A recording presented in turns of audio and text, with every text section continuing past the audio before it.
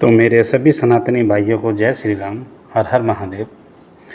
आशा करता हूँ कि आप लोग सभी कुशल मंगल होंगे। आज का विषय थोड़ा लंबा हो सकता है, पर बहुत ही रोमांचक और दिलचस्प रहने वाला है, तो पूरा वीडियो देखिएगा, बहुत मज़ा आने वाला है। तो कुछ दिन पहले हमारे शिवांश भाई ने एक स्वघोषित संत रामपाल उसको ज्ञान चर्चा के लिए आमंत्रित किया था। अब जो रामपाल है वो तो बिल में घुस गया, वो तो नहीं आया, पर चेले फड़फड़ाने लगे। अब चेलों को चिंता हो गई, भाई खीर खाई है तो खीर का कर्ज निभाना पड़ेगा। तो आनन फानन में एक बकासुर नाम का है, वो आ गया। पहले सुनिए। रामपाल को ज्ञान चर्चा हेतु आमंत्रित करते हैं। इन आचार्यों को और इन शंकराचार्यों को, इनको अध्यात्म ज्ञान नहीं। सतगुरुदेव की जय, बंदी छोड़ कबीर साहब की जय, बंदी छोड़ गरीब जी महाराज। ये देखिए बकासुर, शकल देख ली। ये आया आनन फानन में अपने गुरु की इज्जत बचाने, पर अपने गुरु की इज्जत बचाने के चक्कर में ये अपने ही गुरु की क्या बोलें उसको, कि मिट्टिया मैल बोलते हैं, कुछ इस प्रकार के एक बोलते हैं। ठीक है, तो एक सुन लो इसकी, फिर हम इसकी पोल खोलते हैं। दादा गुरु रामदेवानंद जी महाराज की जय, बंदी छोड़ जगत गुरु तत्वदर्शी महान संत रामपाल जी महाराज की जय। भाइयों, वर्तमान समय ज्ञान की आंधी सी आ गई है, और ऐसे ज्ञान की आंधी में पढ़ा लिखा समाज जाग रहा है।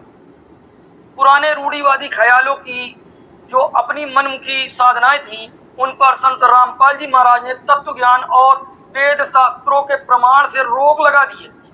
ऐसे में जो धर्म के ठेकेदार बने हुए थे, जो शंकराचार्य बने हुए थे, भाइयों उनको अपनी दुकानें बचाना बड़ी मुश्किल हो गई। हाँ, तो इसका कहना है कि जो इसके स्वघोषित रामपाल ने जो ये तत्व ज्ञान दिया, तत्व ज्ञान और वेद सम्मत जो ने ज्ञान दिया, इससे हमारे जो शंकराचार्य जी हैं उनकी दुकानें बंद होने लग गई। ये मतलब कि खुद ही मियाँ मिट्ठू बनते हैं कि इसकी दुकान बंद हो रही है, उसकी दुकान बंद हो रही है। दुकान जिसकी बंद हो रही है ना, वो प्रचार कर रहा है। जैसे तुम लोग, जैसे तुमने देखा होगा कि टीवी पे ऐड आता है। क्यों ऐड क्यों देते हैं? क्योंकि वो जो प्रोडक्ट है वो कम बिक रहा होता है, तो उस प्रोडक्ट का प्रचार करने के लिए वो टीवी में ऐड या जगह जगह पोस्टर लगवाते हैं या किसी से ऐड करवाते हैं। तो रामपाल के लोग भी तो यही करवाते हैं, प्रचार। चल आगे मौक। वो तत्व ज्ञान विहीन प्राणी अपना कूड़ा ज्ञान समाज में धड़ल्ले से परोस रहे थे, लेकिन संत रामपाल जी महाराज के द्वारा दिए गए आध्यात्मिक और पूर्ण ज्ञान से उनकी दुकानों में ताला लगने वाला है। बिल्कुल सही सुन रहे हैं आप।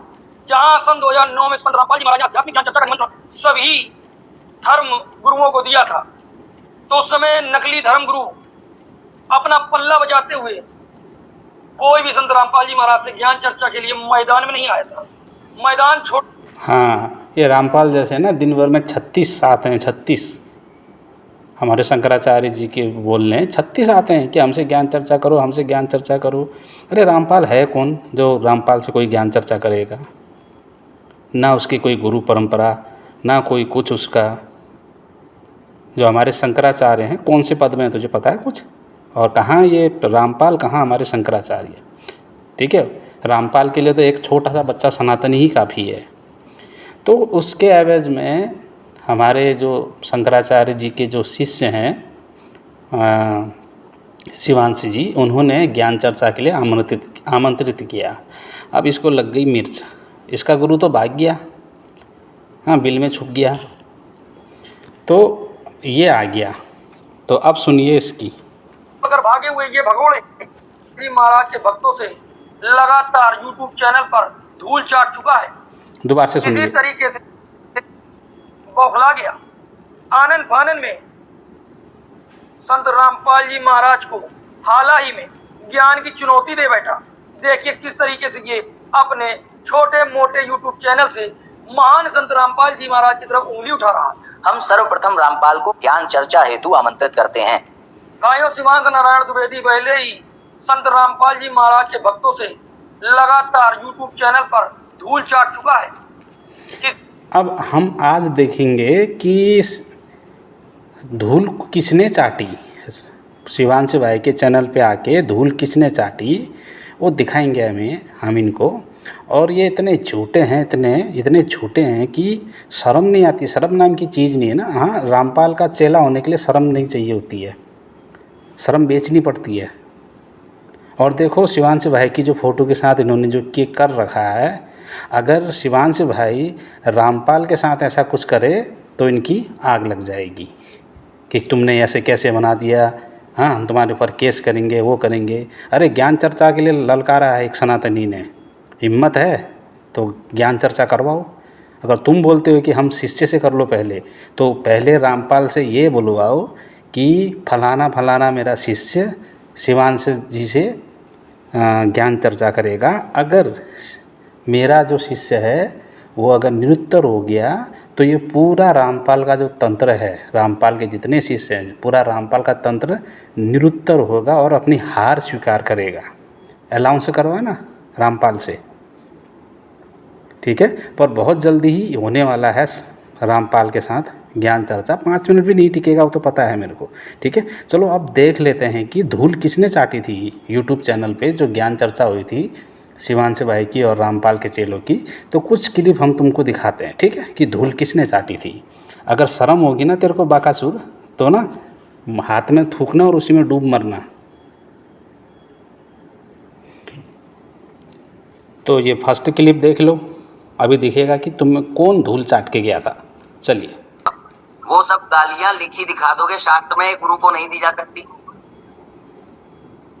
गुरु के प्रति जो मर्यादा है, जिस प्रकार से उनके लिए जो मर्यादा है, शास्त्रों में सुनिए, शास्त्रों में मर्यादा दी जाती है। मर्यादा दिखा रहे हैं आप मर्यादा को जो अपने शब्दों में सीमित कर रहे हैं। तो फिर मैं आपसे पूछ रहा हूँ, क्या गुरुदेव को इंग्लिश वाली जो गालियां हैं वो दी जा सकती हैं? अगर शास्त्र में नहीं लिखा होगा तो दोगे क्या अपने गुरु को आप इंग्लिश वाली गालियां? तो इसका मतलब कि मर्यादा जो है वो बताई जाती है शास्त्र में। शास्त्रों में मर्यादा लिखी है भैया जी। मैंने आपको ये बता दिया, द्वेष भाव नहीं रखना है। मैंने आपको ये बता दिया कि श्री कृष्ण जो है वो दीक्षा ले रहे हैं उपमन्यु ऋषि से। उपमन्यु ऋषि की छाया से नहीं, उनकी फोटो से नहीं, उनके चलचित्र से नहीं, उपमन्यु ऋषि से दीक्षा ले रहे हैं। आप मुझे कोई ऐसा प्रमाण बता दो जहां पे उन्होंने छाया से दीक्षा ली हो, जहां उन्होंने चलचित्र से दीक्षा ली हो, और जिससे दीक्षा ले रहे हैं उसको 1 महीने बाद पता चल रहा हो, 10 दिन बाद पता चल रहा हो। ये ऐसा कोई प्रमाण मुझे बता दो। मैं आपसे बहुत नॉर्मल बात कर रहा हूँ। मैं आपसे बता रहा हूँ कि कृष्ण भगवान ने, सुनिए, भगवान श्री कृष्ण ने उपमन्यु ऋषि से दीक्षा ली, तो वहां पे ये नहीं आया कि छाया से दीक्षा ली, चलचित्र से दीक्षा ली, वीडियो से दीक्षा ली, एलईडी से दीक्षा ली। यहाँ ये नहीं आया, उपमन्यु ऋषि से दीक्षा ली, हो गया। अब अगर आप ये कहते हो कि वीडियो से भी हो सकता है तो दिखा दो मुझे, कहाँ लिखा है वीडियो से। वैसे ये हमारा मुख्य टॉपिक नहीं है, आप चाहें तो इसको छोड़ करके हम आगे बढ़ जाएंगे। तो मेरा जो अब आपका जो टॉपिक था वो तो हो चुका। अब मेरा जो प्रश्न है, अब देखो यहाँ पर कैसे निरुत्तर हुआ अमित दास। हाँ, खुद शिवांश भाई ने बोला कि इसका कोई वो नहीं है तो तुम इसको छोड़ के आगे बढ़ सकते हो, ये टॉपिक नहीं था हमारा। तो अभी निरुत्तर हुआ ना, कौन किसने धूल चाटी, देख लिया ना। ये फर्स्ट प्रमाण, ठीक है। और दिखाते हैं तुमको, लो दूसरा देखो। आज ये बता रहा हूँ कि ब्रह्मा विष्णु महेश अविनाशी हैं, ये बोलिए ना। और फिर आपको जो बोलना वो भी बोलिए, कोई दिक्कत नहीं। ये जो मोटी मोटी लाइन है इसको बोल दीजिए, उसके बाद अपना जो बोलना बोलिए। मैं बलरामपाल जी महाराज का जो शिष्य बोल रहा हूँ। जितने भी ब्रह्मा विष्णु महेश के आत्माएं हैं वो अविनाशी आत्माएं, अविनाशी हैं, शरीर मरते हैं उनके। मैं आपसे पूछ रहा हूँ, आत्मा को तत्व नहीं कहते क्या आप? आत्मा को ही तत्व बोलते। तो आप बोलिए कि मैं संत रामपाल दास जी का शिष्य आज ये बोल रहा हूँ कि ब्रह्म तत्व से ब्रह्मा विष्णु महेश अविनाशी हैं, बोलिए।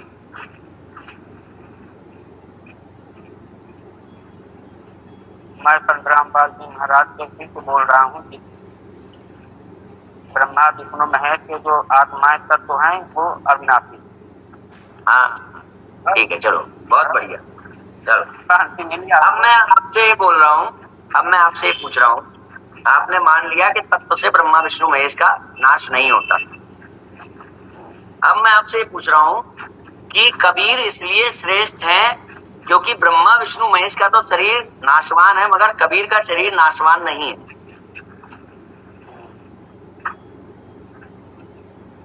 हेलो हाँ, हेलो। उनका शरीर नाशवान नहीं। हाँ अच्छा ये बताइए, वो जैसे वहाँ सतलोक में रहते हैं वैसे ही आते हैं ना नीचे, उसी शरीर के साथ आते हैं कि शरीर बदल के आते हैं? ना, वो तो बहुत कम अपनी जैसे चरम दृष्टि उनको देख सके उस हिसाब से यहाँ पे आते हैं। जो सतलोक में उनका जो स्वरूप है, नहीं मेरा कहने का मतलब है वो शरीर वही रहता है, यहाँ माया रूप में आते हैं या वास्तविक रूप में आते हैं? जो हमने उनका शरीर देखा है वो असली है या नकली है?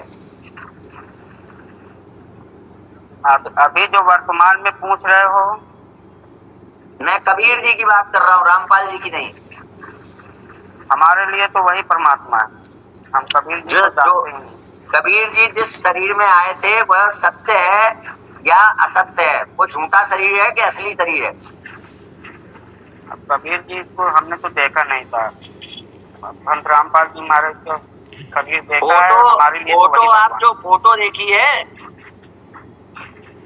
फोटो तो नकली है, उनके कोई फोटो काल्पनिक सब बनाए हुए हैं। कोई सर पे मुरैला का मतलब आपको नहीं पता कि कबीर जी कैसे दिखते थे, साकार ईश्वर का आपको नहीं पता?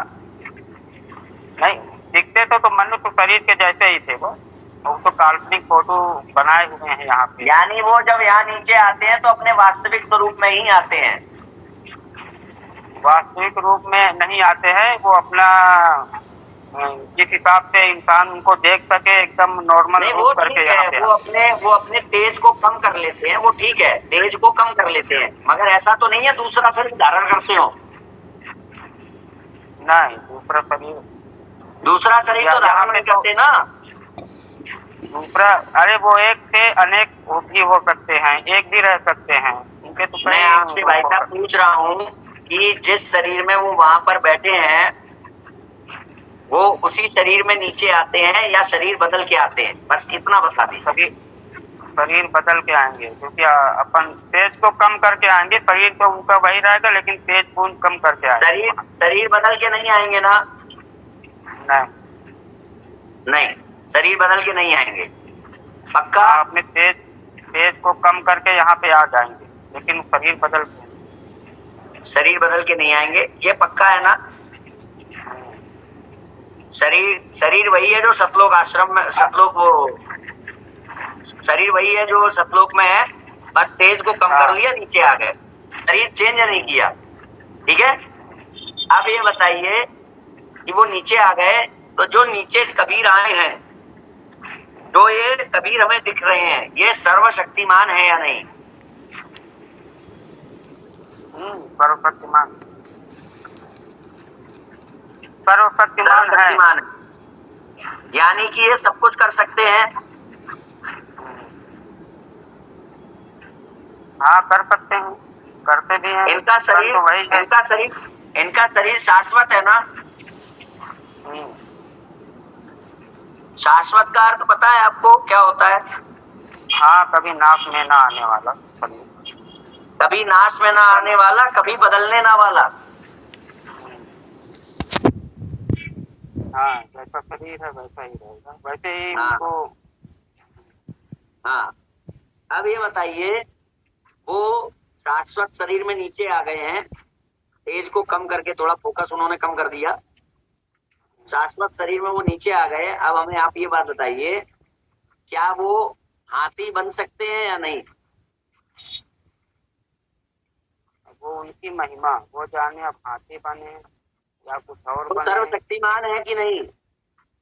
हाँ, सर्वशक्तिमान का मतलब यही होता है, कोई सा भी रूप धारण कर सकते हैं, कोई सा भी कार्य कर सकते हैं। आप तो कह रहे हो उनका शरीर ऐसा है जो बदल नहीं सकता, या तो वो रूप धारण नहीं कर सकते या फिर उनका शरीर बदलने वाला हो गया, नाशवान हो गया। अब आप शरीर का पूछ रहे हो तो रूप बदलने का पूछ रहे हो। अब उदाहरण कैसे भाई, जैसे ब्रह्मा जब वो हाथी बनेंगे तो क्या मेकअप करेंगे क्या? ठीक है, ओरिजिनल हाथी वाला शरीर बना सकते हैं अपने शरीर को कि नहीं? वो सब कुछ कर सकते हैं, जैसे अपने देवता हैं तो वो फिर अपने उनका शरीर में शरीर बदलने वाला सिद्ध हो गया ना, फिर उनका शरीर बदलने वाला सिद्ध हो गया। अरे ऐसा नहीं है, आप तो गलत पूछ रहे हो। आप क्यों पूछ रहा हूँ गलत? आप अपने रूप में भी रह सकते हैं, वो कुछ भी फर्क। हाँ, ये देखो, जब सवाल का जवाब नहीं आया तो आप तो गलत पूछ रहे थे। कितने जगह निरुत्तर हुआ है ये बंदा, ठीक है। ये रामपाल का चेला, अभी और दिखाते हैं तुमको, ठीक है, रुको। अभी ये देखिए, ज्ञान काटने वाला रामपाल का चेला। 7वां अध्याय 7वां श्लोक।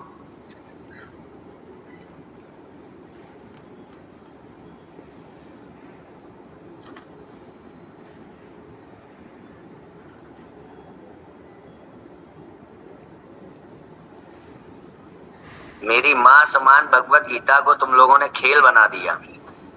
मैंने खेल नहीं बनाया, आपने स्वयं अपना अज्ञानतावश खेल बनाया। आप सामने देखिए स्क्रीन पर क्या आ रहा है। ठीक है भाई, हाँ दिखाइए, कोई बात नहीं है। इसमें पढ़िए क्या लिखा है। हे धनंजय, पढ़ के बताइए तो। हे धनंजय, मुझसे भिन्न दूसरा कोई परम कारण नहीं है। ये संपूर्ण जगत सूत्र में सूत्र के मणियों के सदृश मुझ में ही गुथा हुआ है। मुझसे भिन्न, भगवान श्री कृष्ण कह रहे हैं, मुझसे भिन्न दूसरा कोई परम कारण नहीं है। अब इसको मानते हैं आप कि नहीं मानते? नहीं, श्री कृष्ण बोल रहे हैं कि कोई अन्य बोल रहे? पहले ये बात डिसीजन करिए। अरे मैं कह रहा हूँ कोई अन्य बोल रहा है, कबीर तो नहीं बोल रहा ना। कोई और बोल रहा है, कबीर तो नहीं बोल रहा। मैं आपसे पूछ रहा हूँ, कोई और बोल रहा है, मान लिया, कबीर तो नहीं बोल रहा। ठीक है, पहले आप कबीर बोल रहा है क्या?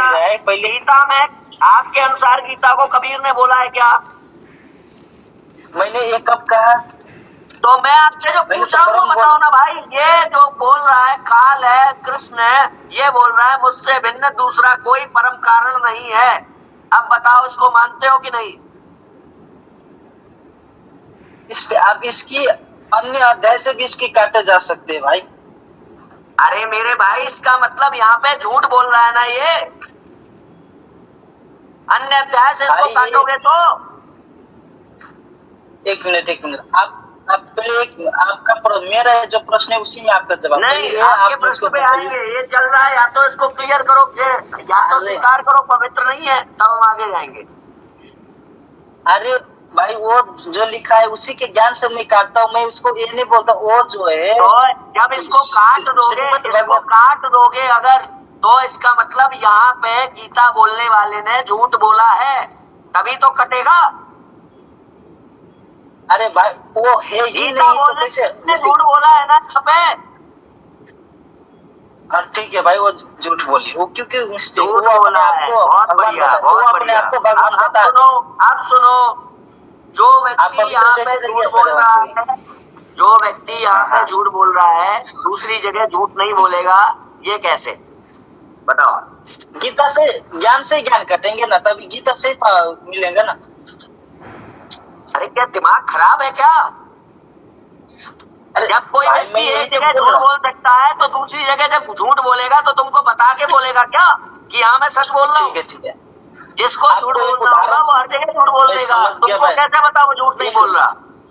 अब मैं बता रहा हूँ, जैसे कि कोई एक डॉक्टर, अरे भाई मैं समझा रहा हूँ, पूर्णतया सत्य बोल सकता है, और या फिर अगर उसने झूठ बोलना चालू कर दिया, आपने मान लिया कि झूठ बोल रहा है, तो फिर वो कहाँ पे झूठ बोल रहा है आप कुछ नहीं कह सकते। अब एक मिनट, आपको उदाहरण से समझा रहा हूँ।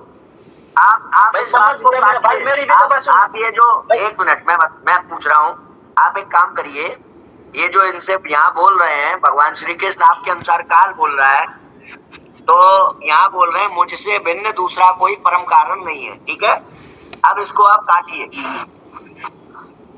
ऐसे, गीता के ज्ञान से काटो, गीता के ज्ञान से काटो इसे।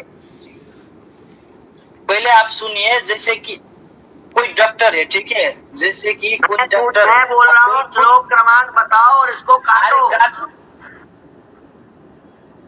आप पहले ये बात बताइए कि आपके आधार से गीता ज्ञान कौन दाता सा कौन है? पहले ये श्लोक बताइए। है जिससे ये श्लोक कटेगा मेरे भाई? अब देखो ये कैसे बात घुमाने लगा कि आपके हिसाब से क्या है कि गीता का ज्ञान किसने दिया। जो बात चल रही उस बात पे नहीं रह रहा है ये। देखो ये हैं धूल चाटने वाले।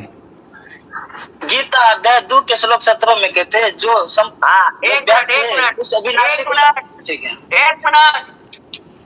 हाँ बोले।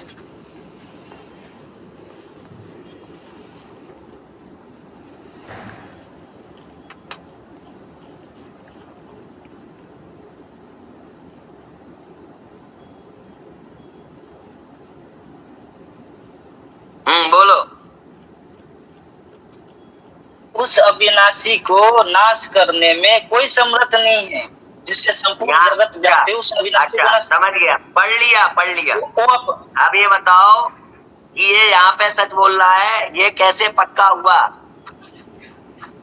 जो झूठ बोलने वाला है वो दूसरी जगह जहाँ पे बोलेगा आपको बता के बोलेगा क्या यहाँ पे मैं झूठ नहीं बोल रहा हूँ? अरे भाई वो स्वयं ही जन्म मरण के चक्र में तो झूठी बोल रहा है ना। मैं उससे पूछ रहा हूँ यहाँ पे ये सच बोल रहा है, ये कैसे पक्का होगा मेरे भाई? ये झूठ बोल रहा है।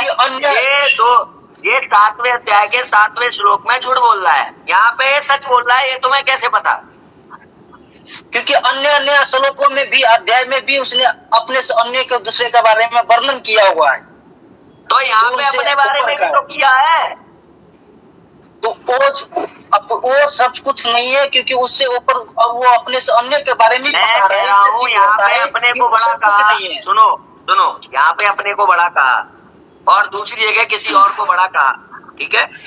अब आपका कहना है जहाँ पे इसने अपने को बड़ा कहा है वो इसने झूठ बोला है, ठीक है? बोला है ना झूठ? जहाँ पे इसने अपने को बड़ा यार, हाँ ना, ठीक है, समझ गया, ठीक है भाई, बोले मैं बंद करूंगा। बंद क्यों करेगा भाई? बंद करना है तो आते क्यों है? नहीं आना है ऐसे, बंद नहीं करना, डिबेट करना है। आपसे डिबेट ही करने के लिए मैं बोल रहा हूँ कि यहाँ पे उसने झूठ कहा है, तो जहाँ पे उसने सच बोला है वो आपको कैसे पता लगा? कैसे पता, किसने बताया कि यहाँ ये सच बोल रहा है, यहाँ ये झूठ बोल रहा है? ये किस आधार पे है? उसी गीता ज्ञान देने वाला ने ही बताया। अन्य श्लोक में दूसरे के बारे में लिखा है कि मैंने कहीं पे झूठ बोला है? कहाँ लिखा नहीं? उसी के ज्ञान से समझ आ रहे हैं ना, वो अपने से अन्य के बारे में बता।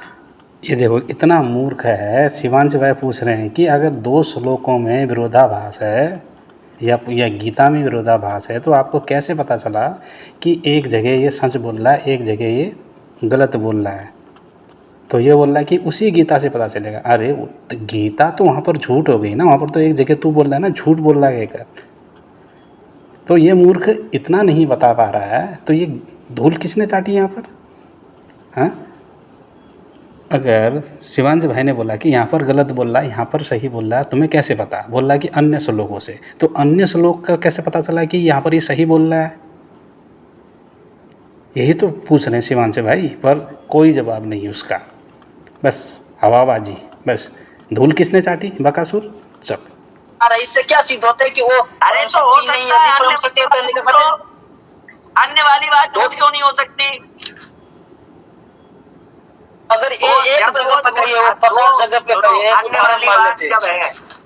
अन्य वाली बात जब है तो अन्य वाली बात झूठ नहीं है, और जो अपने बारे में बता रहा है वो झूठ है, वो झूठ है। ये कैसे पता किया? हो सकता है अन्य वाली बात झूठ हो। जैसे कि कोई डॉक्टर है, ठीक है, वो अपने आप डॉक्टर है, जो अपने आप डॉक्टर है वो दूसरों को डॉक्टर नहीं बोल सकता, ठीक है? जो दूसरा डॉक्टर है वो अपने आप को डॉक्टर के, वो झूठ भी बोल सकता है। लेकिन जो समझ में आ रहा है, मैं पूछ रहा हूँ, अगर उसको आपको गुमराह करना है, भटकाना है, तो वो आपको कहीं पर भी भटका सकता है। तो उसने यहाँ पे सच बोला, ये कैसे गारंटी मिलती है? उसी के अन्य अध्याय में वर्णन किया। जैसे कि एक डॉक्टर, पहले आप मेरे बात ध्यान सुनिए। जैसे कि कोई डॉक्टर है, आप सुनिए पहले। मैं पूछ रहा हूँ कि अगर उसने दो जगह सच बोला, एक जगह झूठ बोला, तो तो आपको कैसे पता उसने कहाँ झूठ बोला कहाँ सच बोला? उसी के ज्ञान से चलेगा ना भाई, उसी के ज्ञान तो बता रहा हूँ, पहले सुनिए तो सही। आप वो सुनना ही चाहते पैरामीटर तो कैसे बताओ समझेंगे? मुझे। अरे ये मूर्ख बोल रहा उसी के ज्ञान से पता चलेगा। अरे मूर्ख, तुम्हारे लिए तो वो झूठ बोल रहा है ना, तो उसके झूठ को तुम ज्ञान क्यों समझ रहे हो? हाँ, गीता में वो किस जगह झूठ बोल रहा है, किस जगह गलत सही बोल रहा है, ये कैसे पता लगाएगा? क्योंकि तुम्हारे लिए तो वो क्या बोलते हैं, झूठ भी बोलता है ना। अब तू जिस श्लोक का हवाला तू दे रहा है, जिस श्लोक का तो हवाला दे रहा है भाई, तो हो सकता है कि उस श्लोक में वो गलत बोल रहा हो। चलो, इसको बहुत धूल चढ़ा दी, अब आगे देखते हैं, ठीक है? चलो चलिए, अब ये देखिए। आवाज कट रहा है जी, आवाज ठीक है, चले जी, ठीक है। काफी देर आपसे बातचीत हुई, हमने आपको सुना, और कोई नहीं, वो ठीक है, वो जनता ने देख लिया, वो समझ लेंगे जो भी है। आप आया, ठीक है, फिर कभी आइएगा। नहीं, ऐसा है जी, सुनो। हाँ बोलिए। सुनो, आप जो कहते हैं ना संत रामपाल जी महाराज के जो फॉलोअर कहते हैं वो मारे जाते हैं। भाई साहब तो ये देखिए, एक साथ बहुत सारे विषयों को खोल देंगे तो कोई भी विषय में निष्कर्ष नहीं आएगा। अभी विषय चल रहा है कि यदि आप अजर वाला विषय चल रहा है। आपने कहा कि वो जो सफेद दाढ़ी वाले महापुरुष हैं कबीरदास जी, वो जो है आपको जवान दिख रहे हैं। अगर वो जवान हैं तो मैं जवान, मेरे शरीर का स्तर क्या है आपकी नजरों में, और आपके शरीर का स्तर क्या है? क्या उनसे आप ज्यादा जवान हैं? आप अपने बारे में बताएं, क्या आप उनसे ज्यादा जवान हैं? और फिर मेरे बारे में बताएं, मेरे शरीर की अवस्था क्या है? मैं दूध मुहा शिशु हूँ, या फिर वो जो 14, 15, 16 साल का जो किशोर अवस्था होती है वो हूँ, या फिर युवा हूँ, या अधेड़ हूँ? क्या दिख रहा हूँ मैं आपको? या हो सकता है मैं आपको बूढ़ा भी दिख रहा हूँ, तो वो भी बता दीजिएगा। आप जी के प्रश्न के हिसाब से आपका डिबेट आगे नहीं बढ़ सकता, क्योंकि आपका प्रश्न ही ऐसा क्योंकि कुतर्क दिक्कत वाला ये है है कि सत्य को स्वीकार करने में दिक्कत आती है। ये दिक्कत है, प्रॉब्लम ये है। कबीर को बूढ़ा कैसे कहें और शिवांश को जो है बच्चा कैसे कहें? ये दिक्कत है। कबीर तो कबीर को परमात्मा बूढ़ा कैसे कहें? और अगर कबीर बूढ़ा नहीं है, कबीर युवा है, तो फिर शिवांश को बालक कैसे कहें? प्रॉब्लम ये है। आप लोग जी अपनी अज्ञानता के बस में भाई साहब, हम आपसे अपनी समीक्षा करवाने के लिए नहीं। अब देखो यहाँ पर जब उत्तर नहीं आया इसके पास, जो रामपाल का चेला है, तो क्या बोलने लगा कि तुम अपने अज्ञानता के कारण। शिवांश भाई ने पूछा कि जो ये कबीर जी की जो फ़ोटो है, अजर का अर्थ होता है कि जो बूढ़ा ना हो, तो जो फ़ोटो है, फ़ोटो में पूरा कबीरदास जी पूरे बूढ़े हैं। तो शिवांश भाई ने ये पूछा कि तुम्हें ये जो फ़ोटो दिखाई दे रही कबीरदास जी की, क्या ये बूढ़े हैं कि क्या हैं? तो इन्होंने कहा कि ये बूढ़े नहीं है, ये जवान है। तो शिवांश भाई ने बोला कि तो मैं कौन हूँ फिर, मैं क्या दिखता हूँ तुमको, तुम खुद क्या हो? तो बोल रहा है कि तुम्हारा सवाल ही गलत है। ये बताओ, सवाल गलत है क्या ये? चलिए, बैठे हैं हम, आपसे अपनी समीक्षा करवाने के लिए नहीं बैठे हैं।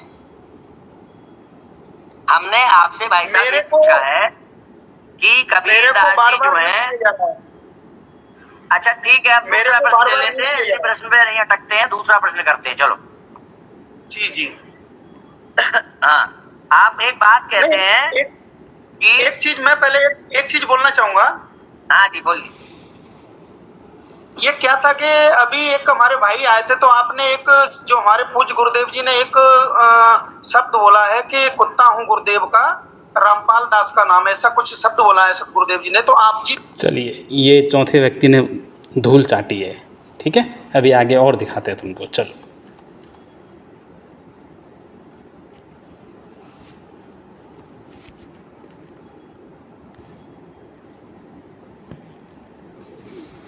तो ये पांचवा व्यक्ति लीजिए, चलो पढ़ लीजिए, उसमें भर भर के प्रमाण है। अगर आप वेद, गीता और पुराण से अगर हमको सिद्ध कर देंगे कि भगवान कौन है, उसका नाम क्या है और कहाँ रहता है, तो हम सर आपको मानने के लिए तैयार हैं। अरे भाई, तो मैं कह तो रहा हूँ, हमने अपने वीडियोस में किया है, जाके वीडियो देखना चाहिए था, बिना उसको देखे हुए आ गए। अब ये बताओ, आपने हमारे वीडियोस नहीं देखे, रामपाल के देखे हैं? हाँ, रामपाल के देखे हैं, तभी तो मैं तो रामपाल के अनुसार कबीर भगवान है। हाँ ठीक है, तो कबीर कहाँ रहते हैं? कबीर सतलोक में रहते हैं,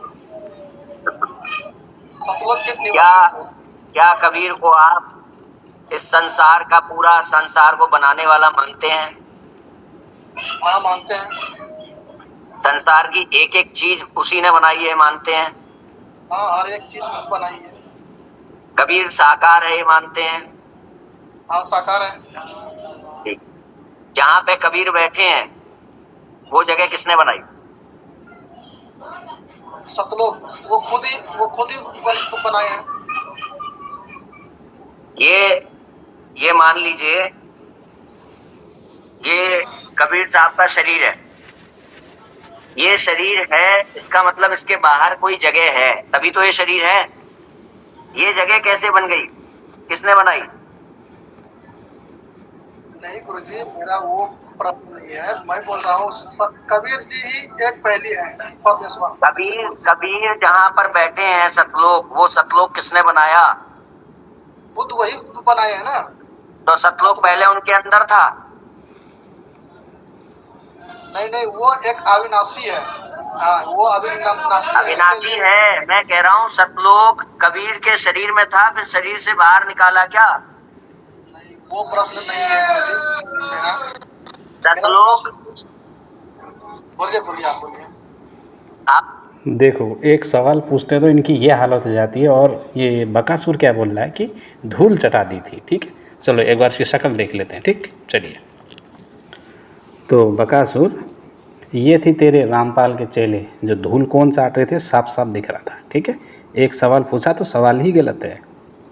एक सवाल पूछने में हवा टैंट हो जाती है और बोल रहा है कि धूल चाट के गए। कितना छोटा है तू।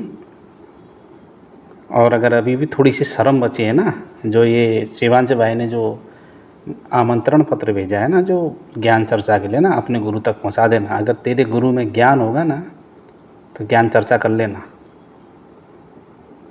समझ में आया? शंकराचार्य जी बहुत दूर की बात है। कभी उनके रामपाल से बोलना, कभी उनके चरणों में गिर के उनकी सेवा करना, तब जाके तुझे वो रामपाल को ज्ञान देंगे कि ज्ञान किसे कहते हैं। समझ में आया? तो अच्छा होगा कि सुधर जा। ठीक है, सुधर जा टाइम से। अभी बहुत से प्रमाण हैं मेरे चैनल में भी, दुनिया भर के पड़े हैं कि जो मुँह की खा के गए हो तुम लोग। तू भी आया था, तू भी मुँह की खा के गया है। ठीक है, वो किसी से छुपा नहीं है। तो अपने मुँह से मियाँ मिट्ठू नहीं बनते हैं। समझ में आया? चल ठीक है सनातनी भाइयों, तो इस वीडियो को ज़्यादा से ज़्यादा शेयर करें, लाइक करें और इस बकासुर तक पहुँचाएं। बकासुर इसीलिए रखा ना क्योंकि सनातन विरोधी था वो, इसलिए। ठीक है, हाँ कभी लालसा होगी ना ज्ञान चर्चा करने की, जब लाइव चलेगी ना, आ जाना मुंह पे टेप लगा के। समझ में आया? ठीक, तो सभी को जय श्री राम, हर हर महादेव।